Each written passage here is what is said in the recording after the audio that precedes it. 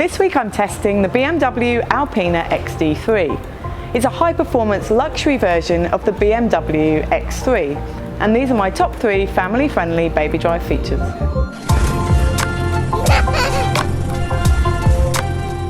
Number 1 are these built-in window blinds. They're fantastic for keeping the little passengers in the back shaded. Number 2 is you can fit 3 child seats in the back here, which is fantastic, and the legroom is enough for a 182 centimetre passenger to sit in front. Number 3 is the drive.